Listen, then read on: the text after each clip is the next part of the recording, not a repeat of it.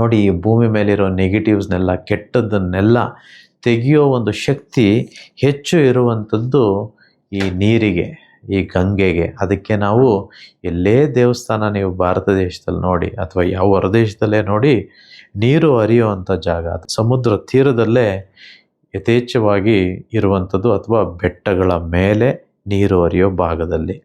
ಈ ನೀರಿನ ಹತ್ರ ಹೋಗಿ ಅಥವಾ ಜಲದಲ್ಲಿ ನಾವು ಮುಳುಗಿ ಎದ್ದು ಭಗವಂತನ ದರ್ಶನ ಪಡ್ಕೊಂಡ್ರೆ ಹೆಚ್ಚು ಆಶೀರ್ವಾದಗಳು ಅಥವಾ ಕೇಳಿದ್ದೆಲ್ಲ ಬರುತ್ತೆ, ಕರ್ಮಗಳು ಕಳಿಯುತ್ತೆ ಅನ್ನುವಂಥದ್ದು. ಹಾಗಾಗಿ ಯಾವುದಾದ್ರೂ ಒಂದು ಜಾಗಕ್ಕೆ ಹೋಗಿ, ಅದು ಸಮುದ್ರ ಭಾಗ ಆಗಿರಬೇಕು. ಆ ಸಮುದ್ರದ ಉಪ್ಪಿನ ನೀರಿನಲ್ಲಿ ಭಗವಂತ ಹೆಚ್ಚು ಅಂತಂದರೆ ಅಲ್ಲಿ ಶಕ್ತಿ ಹೆಚ್ಚು ಅಂತಂತ ಅರ್ಥ.